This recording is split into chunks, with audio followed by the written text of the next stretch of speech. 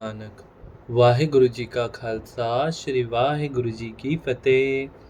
जन्म साखी 10 गुरुओं की। सूरज प्रकाश ग्रंथ साखी गुरु गोबिंद सिंह जी की।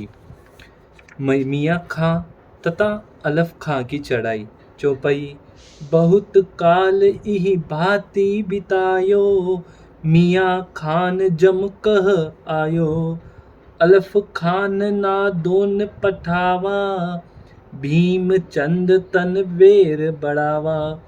ऊपर दिए कथन के अनुसार जब बहुत समय सुख शांति से बीत गया तो औरंगजेब का अहलकार मियाँ खां पहाड़ी राजाओं से कर लेने आप जम्मू आया और अपने साथी अलफ खां को कुछ फौज देकर नांदोन कंगड़े की राजधानी राजा कृपाल चंद से कर लेने भेज दिया।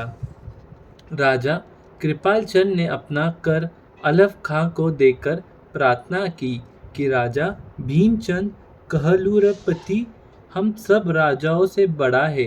यदि तुम उससे कर पहले वसूल कर लो तो दूसरे बाईधार के सभी राज्य अपने आप ही शाही कर देंगे। यदि राजा भीमचंद कर देने से इनकार करेगा तो हम आपकी मदद करेंगे।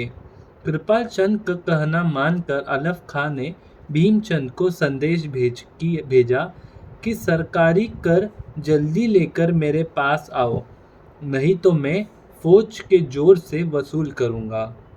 अलफ खां का संदेश सुनकर भीमचंद ने अपने पटवारी तथा दूसरे राजाओं को बुलाकर सलाह की कि हमें अलफ खां को कर नहीं देना चाहिए।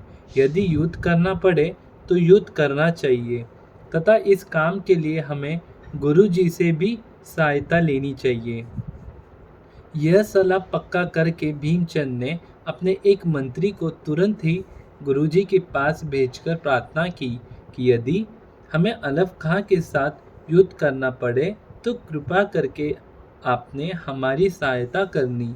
राजे की यह प्रार्थना स्वीकार करके गुरुजी ने मंत्री को कहा कि राजे को हमारी ओर से कहना कि कोई चिंता न करे, हम उसके पास पहुंच जाएंगे। इस प्रातः गुरुजी विचित्र नाटक में लिखते हैं, युद्ध काज निरप हमें बुलायो, आप तवण की ओर सिधायो। युद्ध नांदोन। इस समय राजा भीमचंद के साथ उसके सहकारी यह राजा थे, राजा राम सिंह जसवालिया, प्रीतिचंद धड़वालिया, सुखदेव जसरोटिया। गुरुजी इनका संदर्भ अपनी वाणी में इस तरह देते हैं, तहाँ राज सिंह बलि भीमचंद, चढ़ियो राम सिंह महातेजवंद।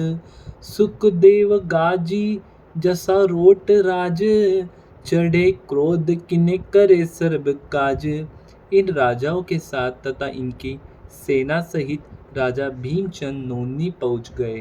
यह राजा कृपाल चंद अलफ खां की सहायता के लिए एक पहाड़ी पर लकड़ी के साथ एक पक्का वाड़ा बनाकर उसमें फौज लेकर बैठा हुआ था।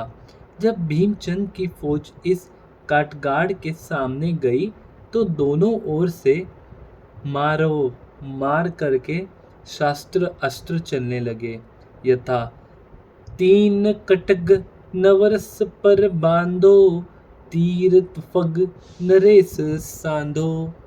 परंतु राजा कृपाल चंद ने खड्ग को तीरों बंदूकों की बौछार करके इन्हें पीछे हटा दिया। इतनी देर में पीछे गुरुजी भी भीमचंद की सहायता के लिए योद्धे लेकर पहुंच गए। गुरुजी के योद्धाओं ने काटगढ़ के सामने से हल्ला बोल दिया। दोनों ओर से तीरों गोलियों की वर्षा होने लगी।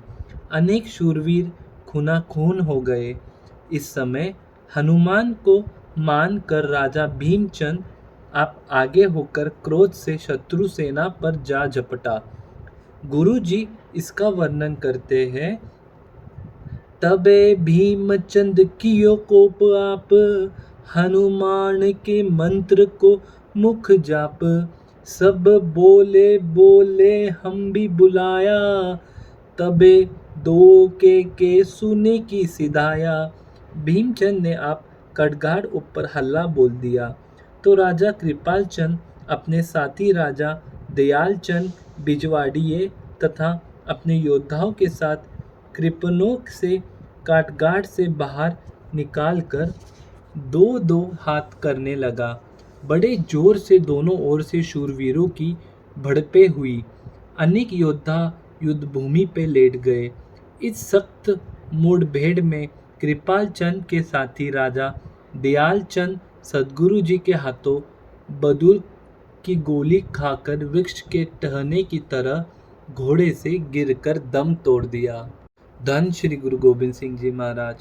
इस शूरवीर की मौत से कृपाल चंद के सैनिकों के हौसले टूटे हुए देखकर भीमचंद ने बंदूकों से तीरों के बाने की जड़ लगा दी।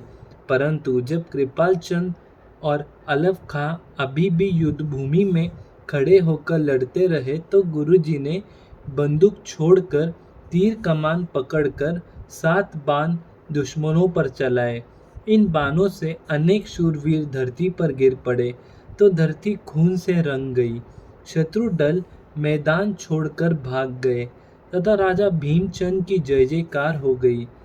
रात के अंधेरे में अलफ खां अपनी जान बचाकर भाग गया। धन श्री गुरु गोबिंद सिंह जी महाराज। वाहिगुरु जी का खालसा, वाहिगुरु जी की फतेह। बोले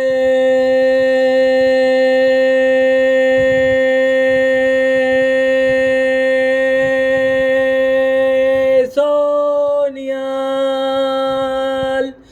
सत श्री अकाल। वाहिगुरु जी का खालसा, श्री वाहिगुरु जी की फतेह।